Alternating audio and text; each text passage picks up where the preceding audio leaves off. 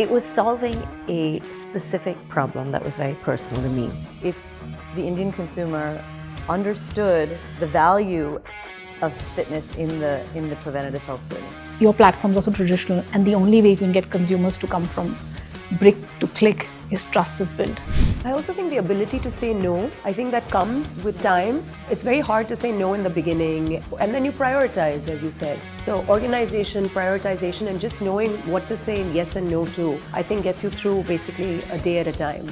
I think women just tend to be two things, which is amazing multitaskers, and I think we network. So healthcare, medicine, it's always just been something that the women in my family have really, I would love to do something in India. That's my lifelong dream. I'm always telling Jaya this because she's always so hard on herself.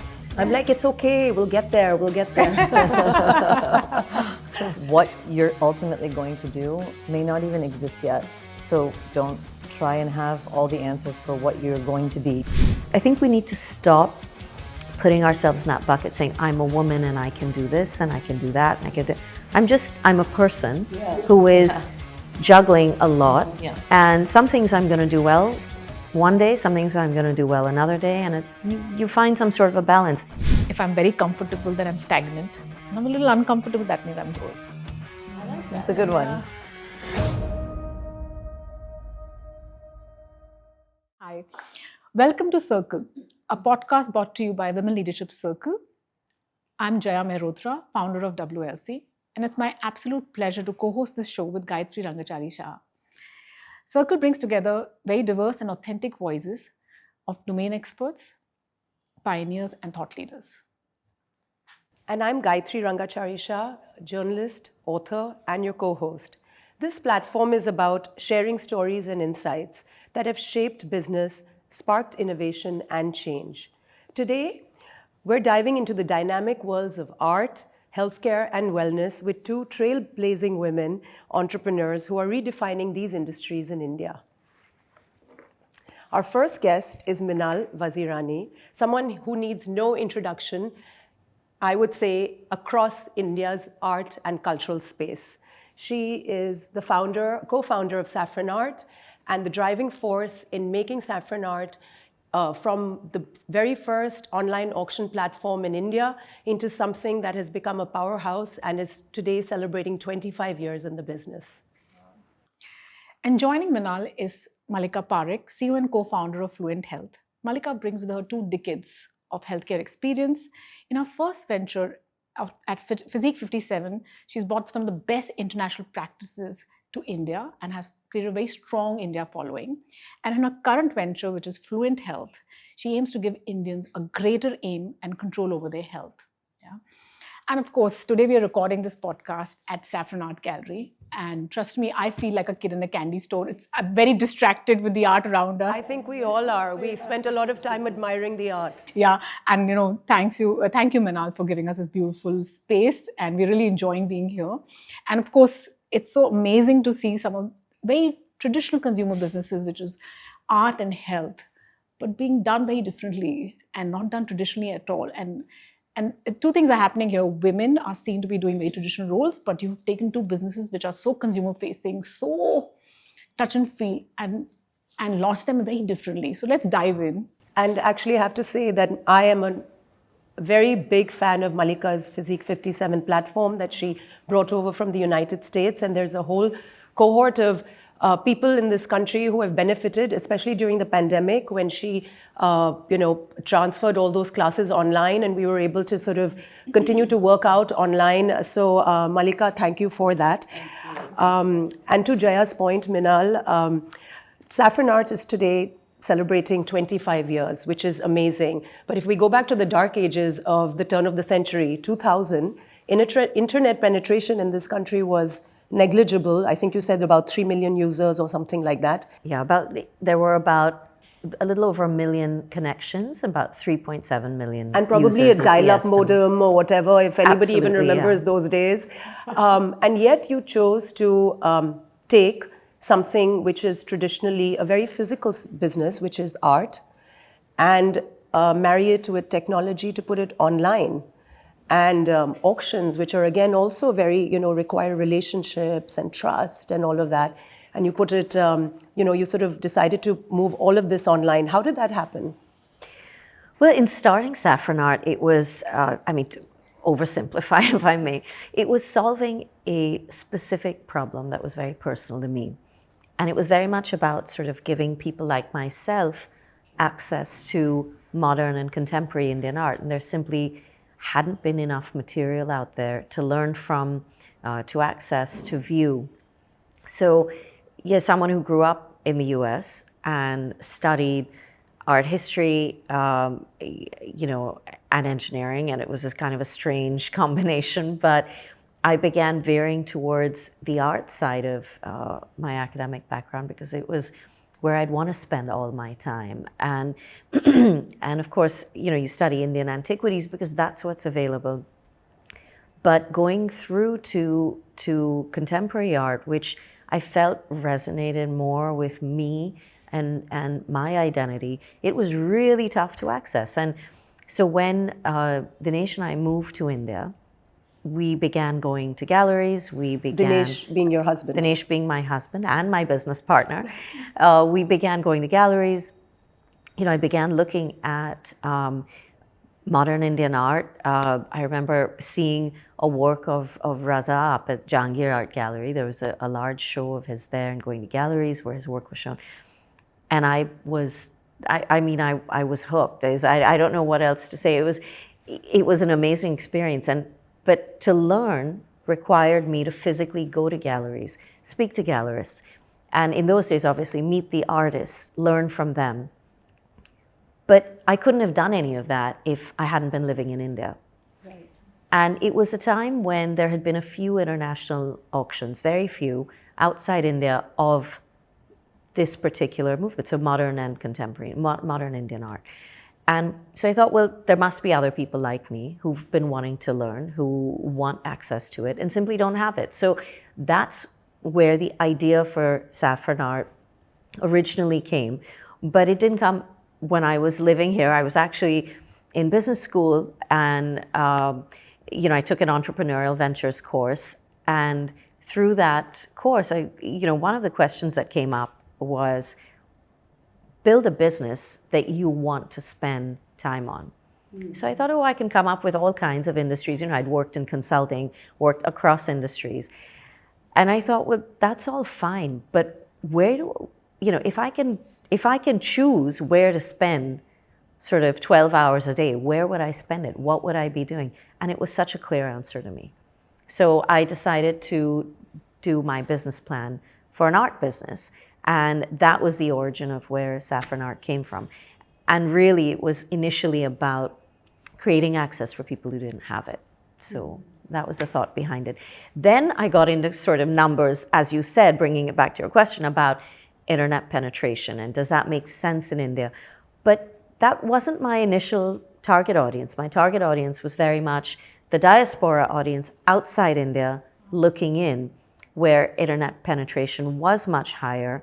They didn't have access. This was the quickest, most efficient, and most cost-effective way to reach an audience like that and be able to provide them with access to acquiring art. And I must add that I think Saffron is a pioneer because even the major storied Western auction houses, whether it was a Christie's or a Sotheby's, came very late to the space. Actually, it's really the pandemic that kind of made them really explore online auctions in a huge way. But I think you guys were doing it for, decades before that. We were. Actually, I'm glad you brought that up. In fact, we, when we first started, everyone said, you're crazy. What are you thinking? Dinesh and I both had separate careers. So coming to this, didn't necessarily make sense to everyone.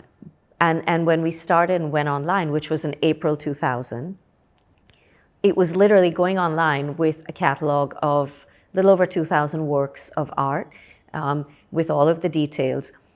And it sounds so intuitive and so obvious today, but we also started around the time Google did. Clearly we're a bit smaller, but it was, Google wasn't a verb then, right? You couldn't Google things, you couldn't search for things. Yeah. So you couldn't figure out what the price of a work should be. I could walk into 2 different galleries and it wasn't malintended, it wasn't anything, but their pricing for works by the same artist, similar period, were often very different. And it wasn't necessarily a difference in quality. It was just that everyone was kind of doing their own thing. It was difficult to assess.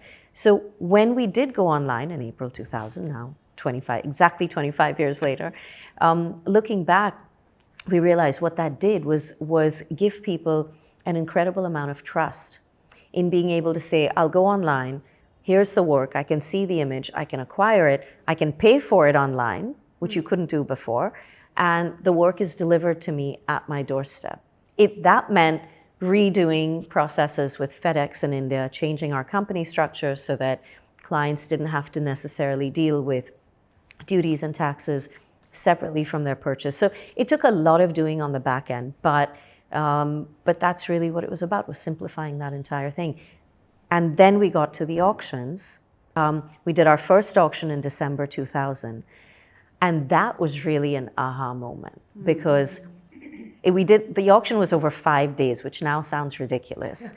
But it was 5 days. For 4 days before that, I don't think I went home. I went home to shower and would come back, because we were building the auction module. It was really tough to get it going.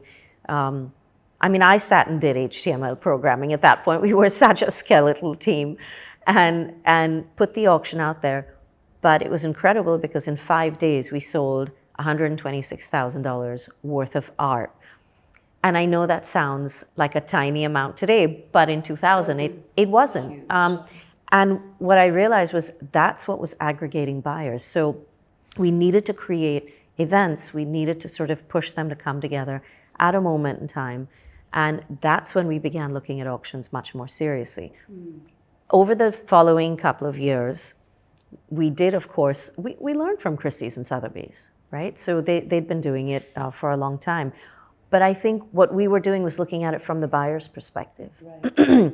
And because we'd been buyers, we had been trying to build a small collection, and everything we did was around that. So changing the way you bid, changing how bids can come in, changing what viewers saw, figuring out what information to give to allow someone to make a decision.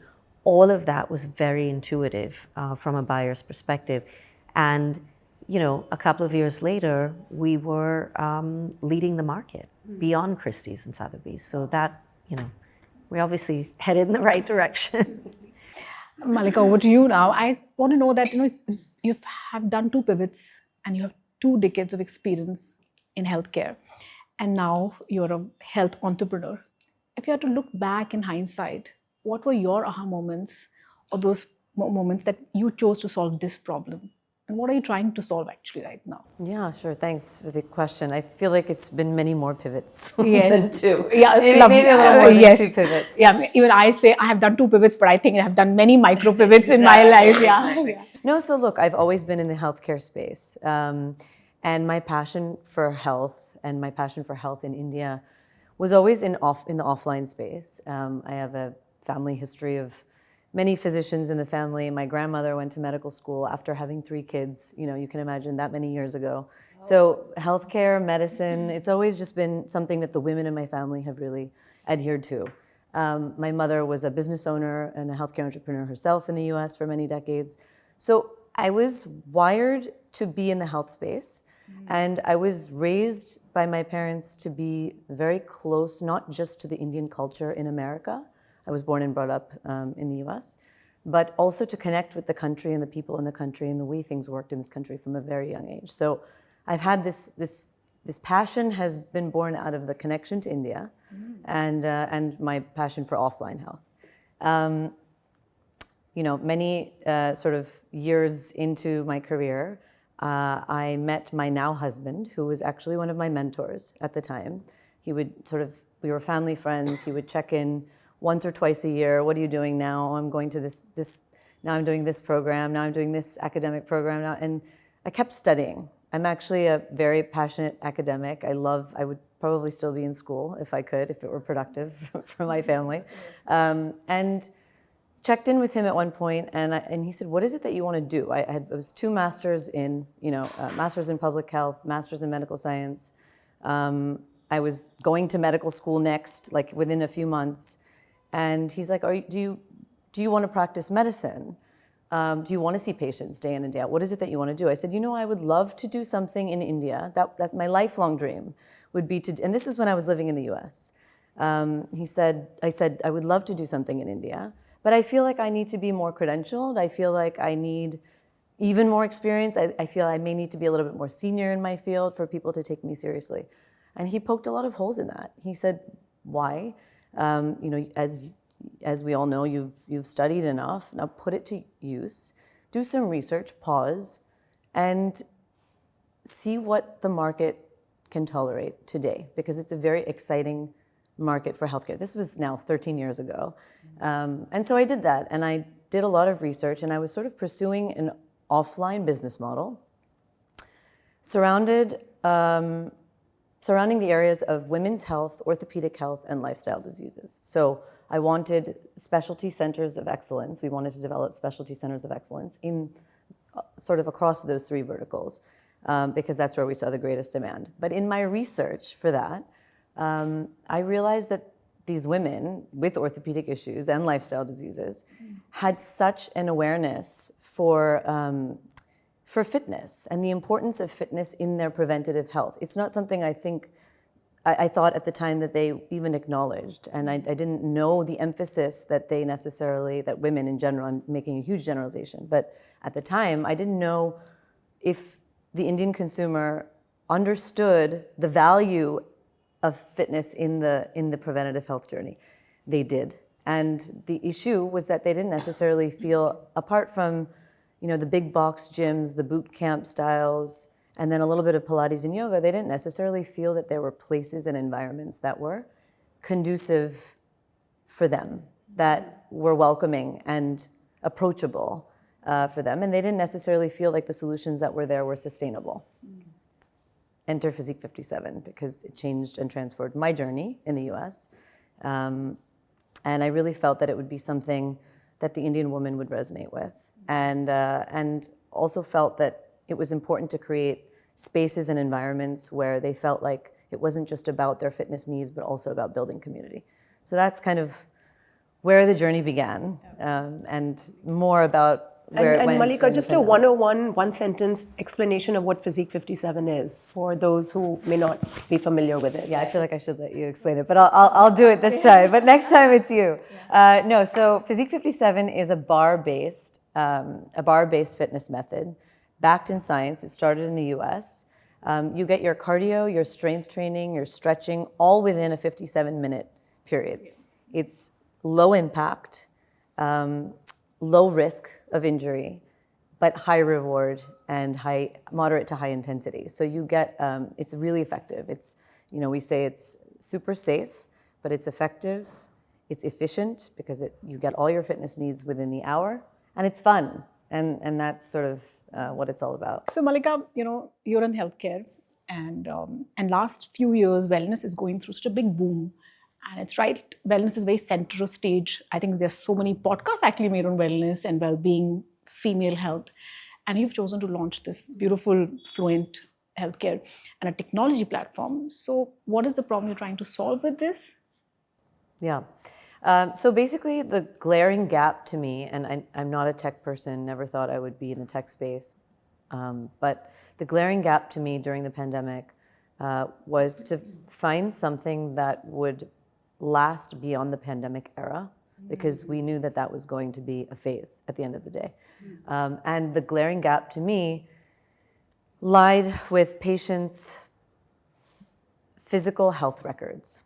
There's so much chaos and disorganization and inaccessibility as a result of not being able to consolidate and organize and digitize those health records. That became the premise upon which we decided to build. So the first step was to give patients, users, a way and a place, a hub, if you will, to organize their health records in a simple and easy to digest way. And it goes beyond that, but that's sort of where it started. Your platforms are so traditional, and the only way you can get consumers to come from brick to click is trust is built. and you're trying to build that with the privacy, getting the best technology. So what advice would you have for somebody like her or me, that how do you build trust? Because you have to build a lot of trust. Yeah. So what are the frameworks to build such trust in businesses like these? I mean, we were dealing with a very different kind of battle, but certainly for me, there was a hesitation about buying art from India online. There were two things. If it's someone of Indian origin, they say, well, I'll just buy it the next time I go to India. It's this idea that what you're buying is a unique piece, or it's not something you'll necessarily have access to if you walk into a gallery. That didn't quite come through. And the second thing is, I think the thought process was, well, maybe they're not charging me the right price. Maybe I'm not going to get what I see online. So there were all of those various elements of trust. And the way we did it was we actually had to take the art to them. So I did a whole series of exhibitions starting in 2001 in Hong Kong, in New York, Los Angeles, London, major art centers, and did curated exhibits of Indian art with a publication, which, and I know it sounds ridiculous, but until we did it in 2001 in New York, there had never been a curated large-scale exhibit of Indian art in that way in New York before, ever.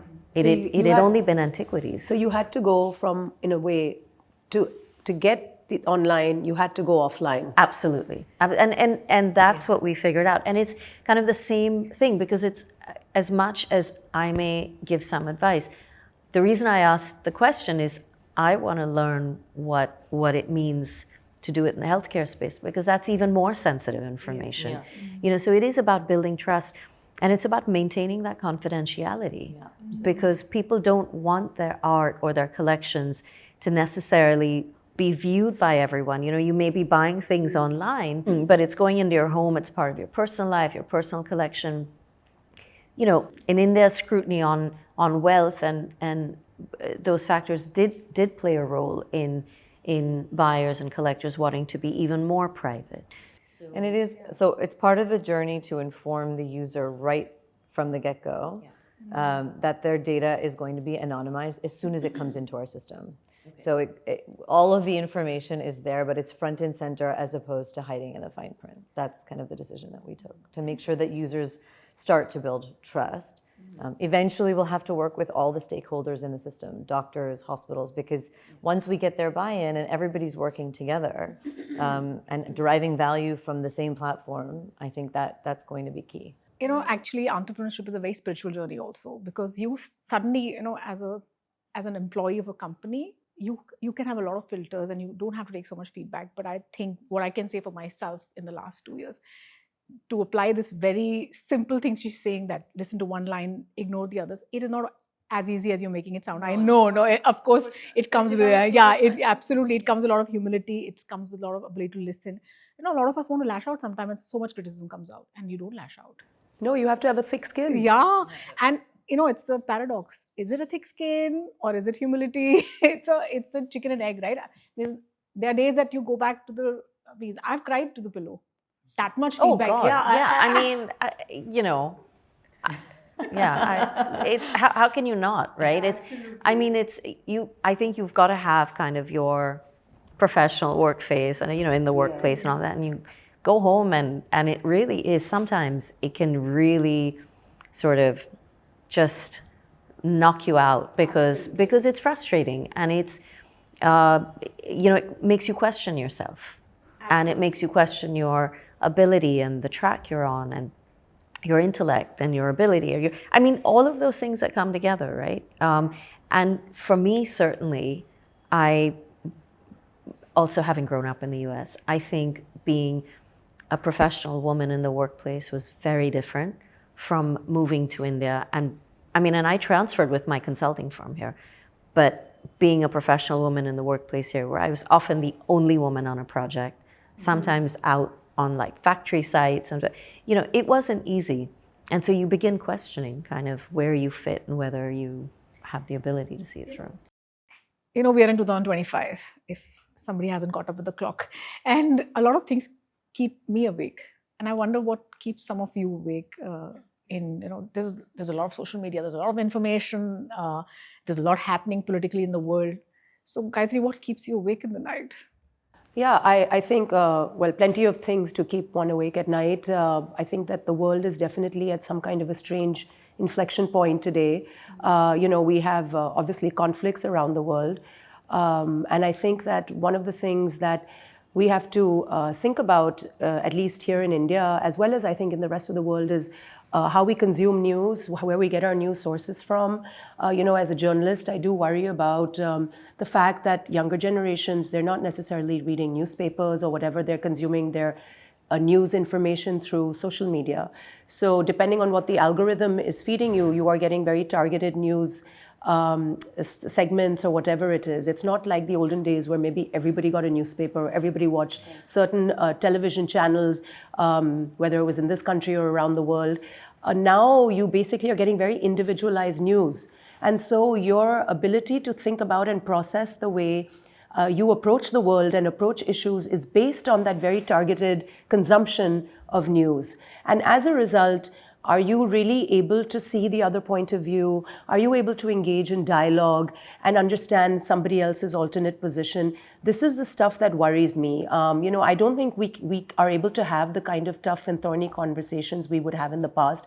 There's really a very big political divide.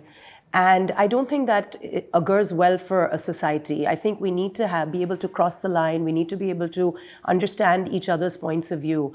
And I think in a country like India, which is so multicultural, which has a diversity of points of views, and where we all live, in close proximity to each other, these are the kinds of things that I hope that we as a society can continue to forge. I mean, we've managed for thousands of years. I'm sure we'll manage, but I do worry that with the rise of technology, that some of these things will sort of, become a lot more complicated.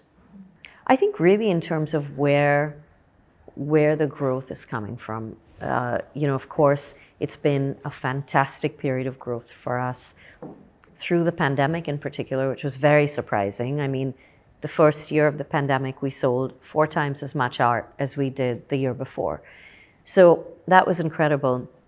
And we've grown, we've developed, but in the future, I think for art and culture to scale here in terms of not just what is being consumed within India, but what we as a country and what we as a region are opening up to the rest of the world, I think that requires government support. I think it requires really re-looking at tax structures. There are countries around the world where they are reducing taxes and duties for the consumption or acquisition of art and cultural products, if I can say that. And what that does is it sort of nurtures those areas. We don't do that here. We don't have grants. We don't have financial support. So it's up to the private sector to foster and drive and really accelerate that growth. We don't have as many museums that are operating at the level that they should have. We have 5,000 years of aesthetic history and culture, one of the oldest in the world, but we are still, I think, not really confident enough to be the arbiters of our own quality. I think that's just starting. There are museums like, of course, the Kiran Nathar Museum of Art, which is really, I think, a national treasure as a museum. There are several private museums coming up. There are some public museums which have been doing amazing work. But the idea is this ecosystem has to develop for us to really be seen on the global stage. And that is of concern to me. There are numbers out there saying we're the 5th largest economy. We're one of the largest, cultural and artistic repositories in the world and have been. But so there's a real mismatch there. I mean, if you look at a kind of a golden period of trade in India, and if you're looking at, maybe the early 17th, late 16th century, late 16th really, we were 1/3 of the global GDP. 1/3. That's right. So I think if we're talking about, and the reason I use such an early period is when it comes to art, 10 years is a drop in the bucket. 50 years is an okay number, but we go back way longer, and I think that we need to understand on a continuum what we want to do with South Asian art and culture. And that's one of the reasons, rather than just focusing on the company the way it is in terms of revenue, quarter to quarter or year to year, what we've also done is bring in all these various aspects to help support and develop the entire art ecosystem. So where that's going is something that I do worry about. I think my concerns are very, immediate and imminent because we're in this go-to-market stage. So everything I'm thinking about, everything that I'm losing sleep over has to do with where patients and users will derive value. I'm just very curious now. We've been at this effort for a few years. We've built an amazing product. Like I said earlier, I'm very, very blessed to have an amazing team. But now it's going to market, and it's all the anxieties that come with that keep me up at night. I mean, I'm curious to see what they're going to gravitate towards. Just taking from what Gayatri said, that a lot of content is very customized. And I'm also a leadership coach, and I meet people around the world, and I'm seeing a rise of anxiety in people. A lot of brainwashing is happening through technology. While technology is a great solution, but it has its cons. And the next generation that's coming in, I'm not sure that they're very resilient. And especially after the pandemic, when I see the kids around, I'm seeing an increased heightened anxiety, and that does keep me awake. That will this be a productive generation, or will we have a generation that falls off the productivity gap? And they're very burnt out. Their mental health conditions are the number of people who are depressed and anxious, the highest number ever that we are seeing. And that keeps me awake, that I hope the social media doesn't feed off this, the technology doesn't feed off this, but actually we kind of come to a more well-being state. And technology helps us build well-being and not takes well-being away. And that's the very hard paradox that I think. That's why everyone has to go to Physique 57. Yes. and fluent health, and maybe become paint. All of us have to paint. Yes, exactly, and appreciate art. Yeah. It's interesting, though, that we're all I think what concerns us is where we're headed, as opposed to where we've come from. It's natural that looking towards the future causes that anxiety. But I remember that feeling, that spot that you're in, and it can consume you, day and night. And it's like, God, is this going to work? Is this going to happen? Are we going to raise this funding? Is this going to go live? Is it, and it's those immediate concerns at this stage. But I think it's so exciting what you're doing, that I imagine 1 year from now, it's going to be a whole different set of concerns and a whole, Let's hope so. Yeah, I'm sure it will. That's a good segue actually into scaling, which is, I think, what we'd like to explore is, you're in beta, and you are now at this amazing standpoint where you're going to be marking 25 years. But when you started Saffron, and you talked about the initial years, bootstrapping, potentially even shutting the company down 2 years after you founded it. At what point were you able to think about scale and growth? So, yeah, it was a tough time. After the joy of, taking it live and I've crossed that hurdle, which is a point that you're at now, we did feel it was successful, but we raised venture capital funding early from Chrysalis Capital and began growing, put a lot of money behind marketing, because that was the objective in those days, was to go out and build scale in terms of eyeballs and in terms of, having key metrics such as viewers and registrations and things. We weren't looking as much at conversions to revenue and profitability in the early days. And we found ourselves at a point in 2003 where we were close to running out of money. We'd invested a great deal, as I'd mentioned, in doing these shows in different cities around the world, in building out technology, creating new business processes. It took a lot of financial commitment. And in 2003, when a lot of this should have converted into an uptick in sales, we just weren't seeing enough revenue coming in. Keep in mind, the art market went from, I think, about the modern and contemporary global auction market was only $1.9 million in 2000. So when you talk about your market size, I really must have been an idiot to sort of enter a market with that, that size. But we were confident we could grow it. It did grow. I mean, in 2003, it went up to almost $5 million. We're talking specifically about Indian. Specifically about Indian, but auctions around the world. And I use auctions because it's a public measure. Yeah.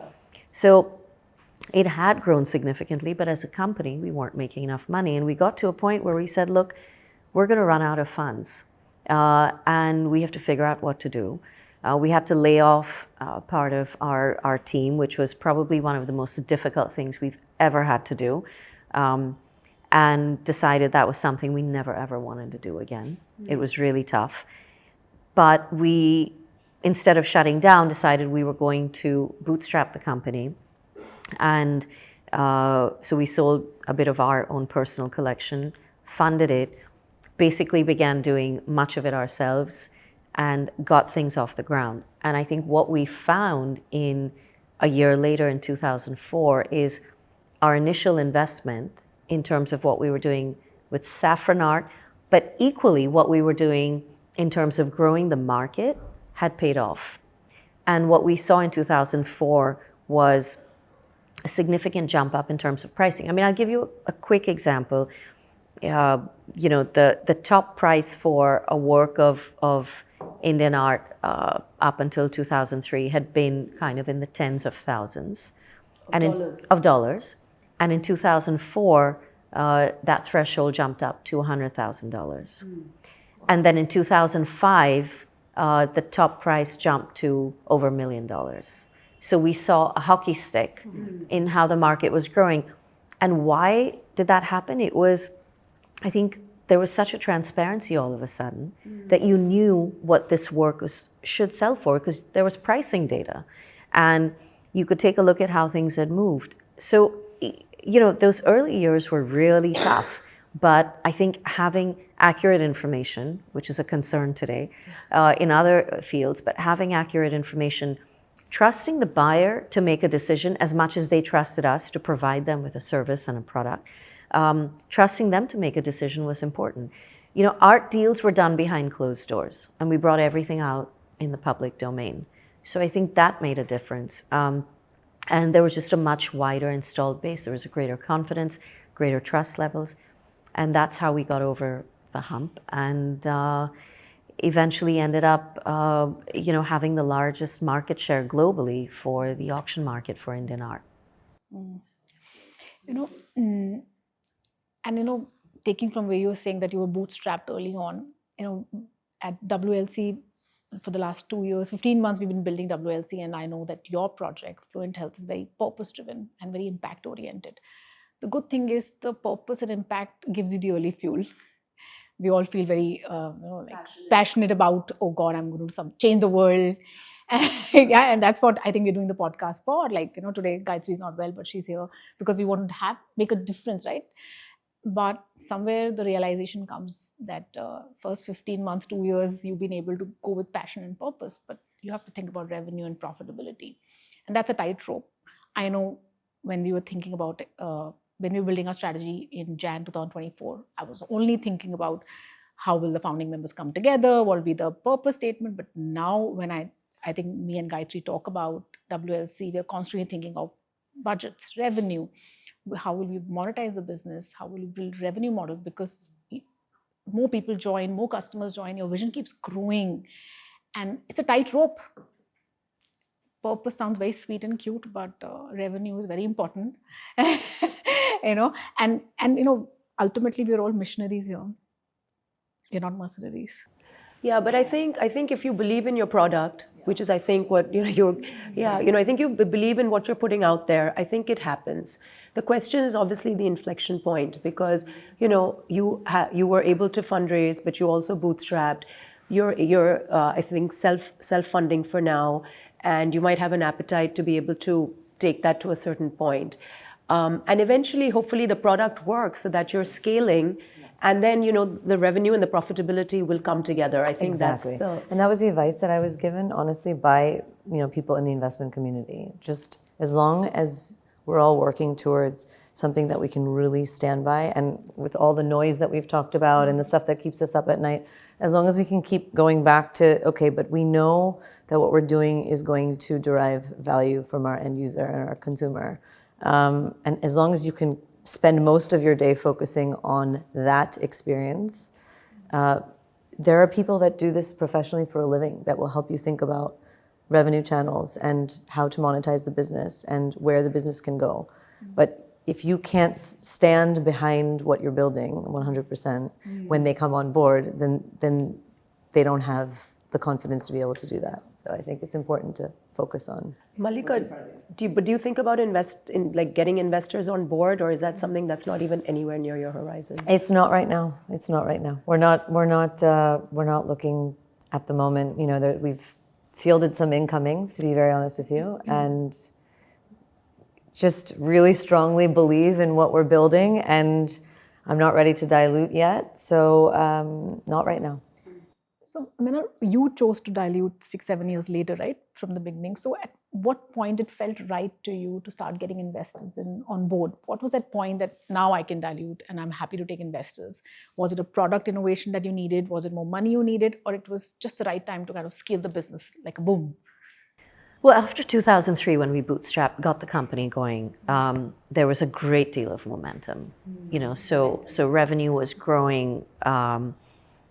You know, 2 to 3x. It was significant, and then and grew from there. So in 2006, this was right after. So there was a Harvard Business School case study that was done on saffron art at the end of 2005. Right around this time that the price, you know, for top work went above $1 million, and that year we sold a work of Sousa in auction for, I think, 1.4 million. And it was a huge jump up within 12 months. And so we had two HBS professors that were writing the case study. That came out in 2006. And it was around that time that we had generated enough revenue and enough profitability to kind of look at expanding the business, taking it to the next level, looking at what we wanted to do with additional technologies. And it's always been tech-driven because I did work in that space a little bit in consulting. So at that point, we were ready to go to the next level and to expand in a way that was significant. I think we did need to bring in additional funding. And we had a couple of firms speak to us. So we then brought in institutional investors, and we had some individual strategic investors involved. So we had, at the time, Sequoia Capital, Bear Capital, and Nexus and other institutional investors, and they came in. It was a great time to have closed funding well in advance of the crash in 2008. So we were in a great position at that point. So when, I have to say, going back to something I said earlier, so when the market came crashing down in 2008, we also were flush with cash, and we were very, very clear. Flush with cash in the sense, obviously, to invest, but we were very clear we weren't going to lay off a single person. We all took a hit on our compensation. I remember at that time, Dinesh and I didn't take a salary for a year, and we didn't lay a single person off. We kept growing because we had raised enough funding to be able to do that. We then went on to launch Story Ltd because we found that the market had been expanding and growing to such a degree that we needed to find ways of bringing in a much wider base of collectors. And so Story Limited was really to, at a lower price point, to a wider group, a great entry point for people. Yeah. And we launched that. We also then went on to launch a mobile app. And it was the first mobile app for fine art, almost real-time bidding. And that was incredibly successful over the next few years. So in fact, I think for several years, it was the highest value for that had ever been bid on on a mobile app for art had been at Saffron Art globally. And that was for about $1 million for a work of Tayyab Mehta. And it stayed that way. In fact, the then CEO of Christie's had met with us, had been in India and said, listen, it's incredible because even for us, when we launched our online app, our highest selling work was a work of Indian art to an Indian collector, and it stayed that way for years. And so, the message was, look, I think you guys have changed the way Indian art is purchased. It kind of changed the dogma of the industry, if you will. So there was a lot happening at that time, a lot that raising funding allowed us to do. There was a lot that it allowed us to explore. Of course, we learned from our investors. They brought in expertise, helped make, create broader networks for us. So it definitely made a difference.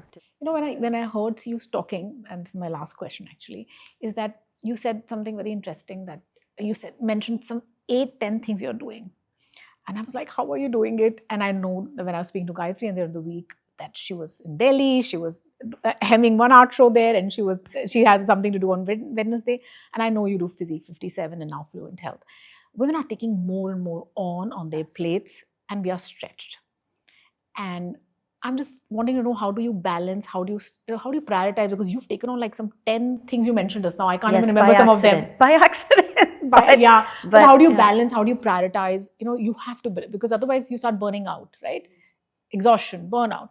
How do you balance? Because as women, we are building our brands, we're building our business, and sometimes we're building another second business on the side.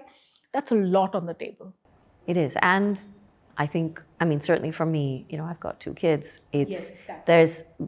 You're kind of, I think, the center point we're center points for our families as well.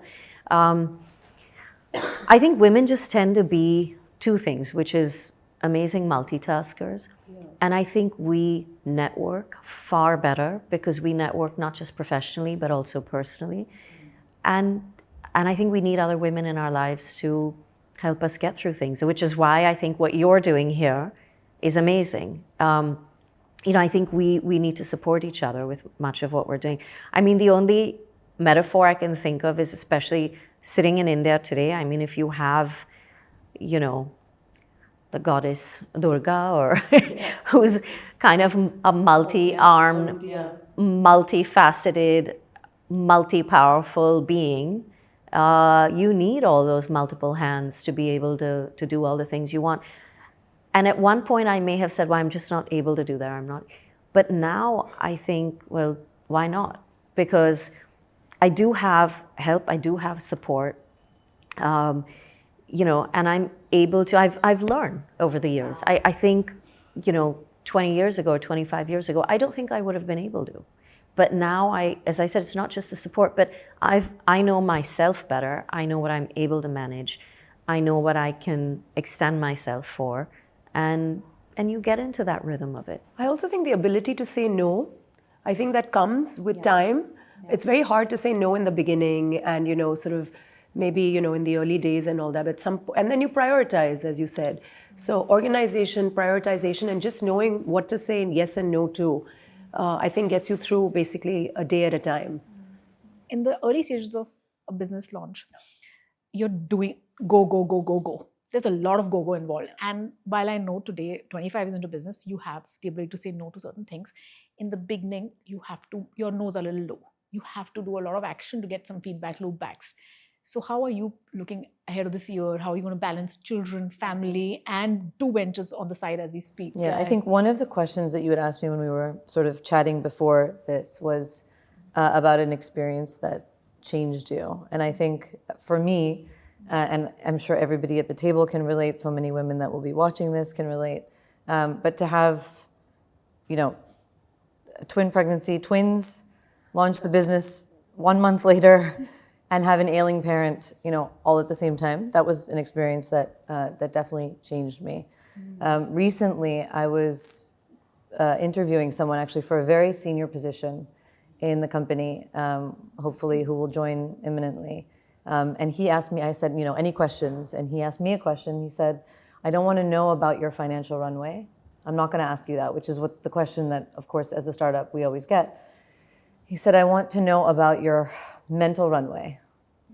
And I want to know about your mental fortitude. Are you ready for what you're about to embark on? Because I know he's checked everything out. He knows I'm a mother. He may not know about the ailing parent, but he knows I'm a mother. He knows I'm a wife. He knows, about the other business. He knows that there's sort of many tasks and many things at play. Yeah. And this was the question that he asked me, do you have the mental fortitude? And I think what you said, one day at a time, just trying to get through, and get into an environment, an ecosystem, build an ecosystem where we can continue to maintain the mental fortitude to get through all the tasks is the best that we can expect of ourselves. I think one of the things I've learned in the last 1 year of doing what I'm doing, that while you can be everywhere, but certain places you will never reach. And it's okay to get, some people and some relationships will get disappointed by you because you can't just get everywhere. Yeah. And as an entrepreneur early stage, your capacity and capabilities will be tested every day. Just when you think, oh, wow, you're so smart, you got this transaction so right, and you did this so well. Oh, next Monday, oh, I've reached the end of my game. This is the best I can do, and I need to just expand a little more. So, rapid fire. A book, artwork, or experience that changed how you see the world? So I just said, actually, experience was twin babies, 1 month later launching the business, simultaneously, finding out that I was dealing with a very sad situation with an ailing parent.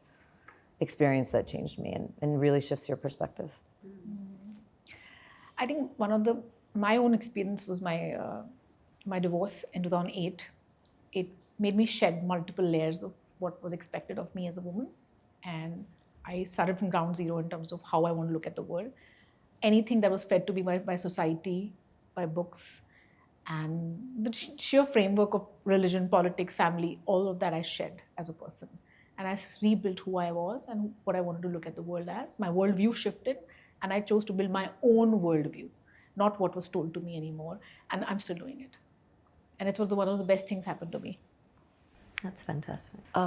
So I will say I was on a plane on 9/11, going to New York City, and someone behind me was like, someone just flew a plane into the Twin Towers, and I was like, what an idiot! Didn't he see that giant building? Obviously, so clueless.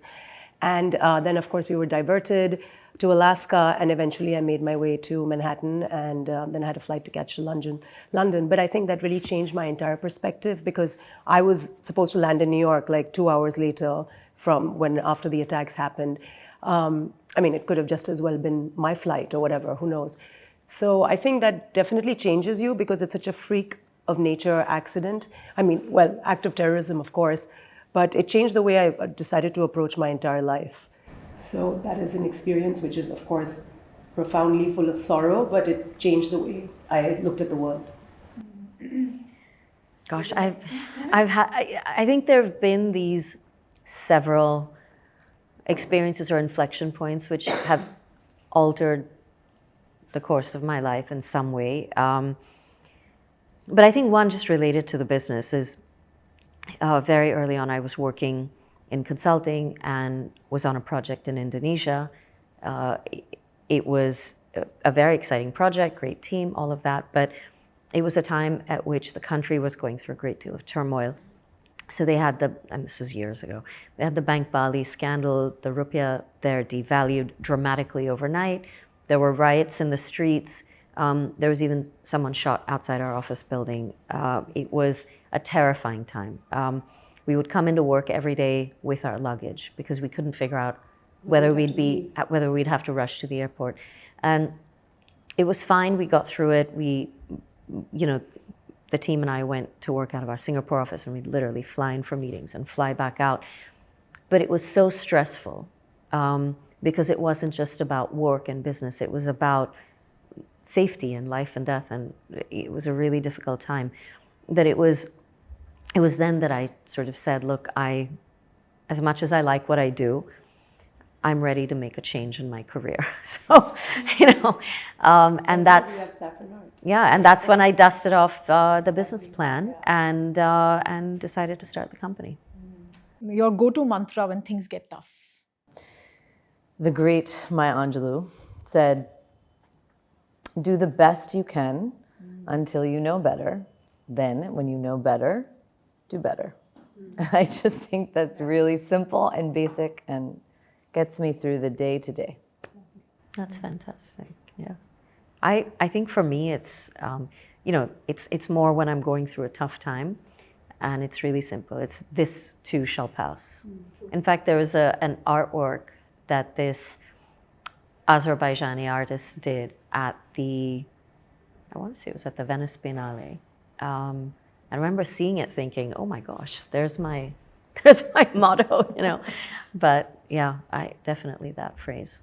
Yeah, I have to echo Minal in that one. I also believe in this too shall pass, and the Italians also have the saying that, you'll get through it, it's okay. Yeah. So, of course, in different stages of my life, I have different mantras. But right now, for me, the mantra is comfort zone is danger zone. If I'm very comfortable, then I'm stagnant. And I'm a little uncomfortable, that means I'm growing. I like that. That's a good one. That's a good one. So it's very much what I've pushed myself to do in the last couple of years. Say, I'm ready to not sit back. I can kind of get out and say yes to all the things I've said no to before. Yeah. A person or mentor who has influenced your journey, Jaya? I think in India, of course, I think, while I don't know her personally, but the way Falguni Nair is building her business, had built her business in late 40s, it gives me that sense of strength that, we all are 40-some plus women, and we can do things at a different stage of life. Not everything has to be done right about 25 or 35. So I just like the fact that she took her time to build the business. And that's a beacon for me, yeah. I've been fortunate to have a few mentors, but my physician mentor, Dr. Nain Qatari, he's our physician and somebody I shadowed and worked with for many years in the US. And, you come to this, again, one of the early inflection points where you're trying to figure out what you're going to do with your life. And he said, what you're ultimately going to do may not even exist yet. So don't try and have all the answers for what you're going to be. At that point it was, are you going to be a doctor? Are you going to be a lawyer? Are you going to go in business? Are you going to, are you going to go in the arts? He said, just what you're going to do does not even exist yet. That's where we are in the world. So don't try and have it all figured out from day one. Just enjoy the journey. I mean, like you, I've had different people definitely that mentored me that I would lean on for advice. But I think at a personal level, more so, I think my father has been just a rock, and both my parents, but definitely my dad is like my rock solid go-to, whether it's personal, professional, it's always a positive influence, yeah. I also have to say my parents have played an enormous influence in my life, and my mother always taught my sister and I, she always made sure, she was like, we had to do something with our lives. It was just non-negotiable. So because of that, I've worked, I think, since I was 20 years old or whatever it was, since I graduated from college. And so I think that kind of, and she'll always like call me and say, oh, what are you doing now? So it's like, oh my God, when can I just retire? But yes, I think both of them. So how do you define success? Short answer. Yeah, short answer. Very one line. How do you define success in this moment? Another 25 I mean, years. the fact that I can sit here and have the luxury of choosing how I define success, frankly, I think is successful in Very itself. well said, very I think said. no one else should say anything after that. That's like, I echo that. I think that's perfect. No, but I like what the two of you had said earlier, which I definitely feel is an important measure of success for me, and that is building something that outlives and outexpands my contribution or input or personality or brand. I think to me that is having created something successful. Yes, absolutely. And sometimes success in the beginning doesn't feel good in the body. You're constantly being stretched. You're in challenging moments. But if you have a lasting impact, it feels satisfying later on. I mean, yeah, the thing is, you won't know that till the end. Yes. Right? You know what I mean? Till a certain different point in your life. Absolutely. When you have the hindsight, the ability to be able to look back. Yes. Yeah. But you probably didn't think that you'd be here in 2025, No, right? I didn't. I didn't. I mean, it's not that you talked about creating something big, But when I started, honestly, it was about building a small business, doing the things I really wanted to do, solving a specific problem. I wasn't thinking at that point about, I have to achieve this scale. When I started going out for funding, yes, I did think about growth at that level, but it wasn't my initial driving force. With that, well, thank you all so much. With that, I'd like to conclude this episode of Circle. Minal and Malika, thank you so much for sparing your time so generously with us and for sharing your journeys and totally different vantage points, but also so many similarities because of the tech aspect of what both of you are doing, and also, frankly, pioneering these industries in India. And Jaya, of course, always so much fun with you. Yes. So thank you all so much. And thank you to all of you for being so patient. Yes. Thank you for having us. Yes. Thank you. Thank so much. you.